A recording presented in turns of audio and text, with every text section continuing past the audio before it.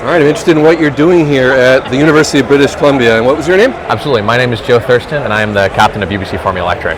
All right, and I see a whole bunch of sponsorship logos. Yes. Lenovo, for example. Yep. How did you go about attracting money for this outside of the university? It is different for every single company, but in general, I mean, it takes a lot of funding and support to get one of these cars done every single year. And so in the case of, for example, Lenovo, they were very generous to give us a couple of workstations and a laptop to help us with some of the really heavy compute that goes into this car with our computational fluid dynamics and some of our other programs. In other cases, sometimes we'll get cash or in-kind parts, when the company produces EV-specific components, for example. But again, totally different company by company. And in exchange, we give exposure here at events like this on our Instagram and other platforms. Really get the name out about their companies and also give them access to our engineering talent that we develop through our team. So you have engineering students, a mechanical engineering college, I see. Yep. So graduates hopefully making some connections with industry to maybe get a job, right? That's correct. Yeah, exactly. That's part of it. Can you show me the? Oh, sorry. No, not at all. I was just going to say it's about 90 undergrads, and all of them are looking for job experience, either to get jobs through the team or just with the skills they've learned and take them into industry. All right. Can you give me a little bit of a tour of the tech underneath the hood here? Absolutely. It's not really a hood, but it's in the rear? Yep. So we have two independent gearboxes and MRAX 188 motors in the back.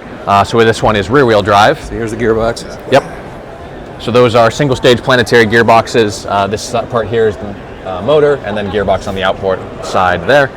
Those silver boxes you see just behind them are the inverters. Those are going DC from the battery to the three-phase AC for the motors. And underneath them, we didn't bring it with us today, but that is where our battery pack goes. That is a 5.2 kilowatt hour custom all the way down to the cell level pack. Currently we're using lithium polymer pouch cells. That'll get us about 366 volts maximum. As far as how this thing actually moves, it's about 220 kilograms. It'll go 0 to 100 kilometers in about 2.3 seconds. Wow. So it is quite a bit of fun to drive. Oh my. I'm looking at a bit of air cooling supplemented by little computer fans, basically. Yes. We don't need tons and tons because EV drivetrains are so efficient. So we use those fans to force just enough air through it to keep it cool without needing to put the radiator in the airflow and provide a bunch of drag on the car. So it's kind of a nice way to get around that. How long is this thing moving around a track? Meaning, is it getting heat soaked, or it's really not out there long enough for heat? It'll heat soak by the end of it. The longest race is 22 kilometers, about half an hour because you throttle back to try to conserve your battery just a little bit. So absolutely, you get out in the Michigan sun where our main race is, and it will fully heat soak. We certainly do have fastest lap straight line acceleration where they will be transient, and we can get away with pushing a little bit harder. But yeah, for our long race, it definitely does. Michigan, what's it? Is it? What event was that in Michigan? Or? Yeah, so all the universities from all over the continent will convene there in mid-June for the FSAE electric competition, where we do a whole bunch of different events. That's where we get scored and judged, and networking with a bunch of industry as well. So that's our main deliverable as a team, is bringing a new car to that every single year. In addition, we do other kind of track days around Vancouver as much as we can. I see the word Hoosier all over the tires. Yep, absolutely. All right, what are we looking at? What's this reservoir, and what do you got for cooling? Exactly. Is there liquid loop at all? Yep, so it is a water loop. Our rules say it must all be water or oil. And so in there is a submerged BLDC pump, and that basically forces water around our motors and inverters. The battery pack's all air-cooled, so no additional water plumbing needed there, but the inverters are really the main one requiring water cooling. So to get a glimpse of the battery, we're looking at the side of it down here? No, so that's just a cover. We didn't bring it with us, but it would be down inside here. Yep, it bolts up through the bottom, but it's a pretty quick change. You just get 5 bolts on each side. Yeah, there's your high voltage connector there. Exactly. Orange. Yep. All right, so these like a lot of it off the shelf, Amphenol connectors or whatever, or what stuff has to be custom made? All the electronics you just buy? Nope, so the electronics are very largely custom. We've got a couple examples here. There we go. So our undergraduate students make many boards like this, completely custom, all ourselves. So they're learning PCB design? Absolutely, yep. Here's your signature. There we go. Of course. And with the names. All right. So this is all Ultium Designer, done by our students. We got about 10 of these, 10 to 12 that we do every year. Varying complexities. We do all of our battery management ourselves, low voltage, high voltage.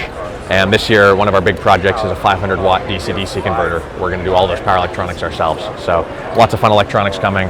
And then mechanically speaking, pretty much all the carbon you see, that's the bodywork, the wings, all the suspension, the chassis, pretty much everything is designed by us, and as much as possible manufactured ourselves as well. lot going on there. Downforce. Yep. What kind of top speeds? Top speed's not that crazy. It's only about 130 kilometers an hour. But that just is kind of dictated by our track layout. There's only about 100 meters straightaway, so going much faster than that doesn't really help in our competition. All right, and that's a rather big name in the EV industry, and they're right over there Absolutely. with their R3. Yep. No, we are. Did you get to meet them while you're here? The lead interior product designers here from the event. We've talked to them just a little bit, and then Nice. we've also got support from Vancouver City College. They're upstairs. We are very, very thankful for their help making this come to life. And all the other sponsors here. I don't think there's any. Oh, and Honey Badger Charging. They're on the far side. They are an EV charging company, and they've helped us a lot with the charging infrastructure at our university. Where's the Honey Badger? There's their logo. Yep. And then AC motor controller right there. All right. So some parts are off the shelf. Yep. Yeah. Right now the inverters are off the shelf. That's fairly standard for our competition.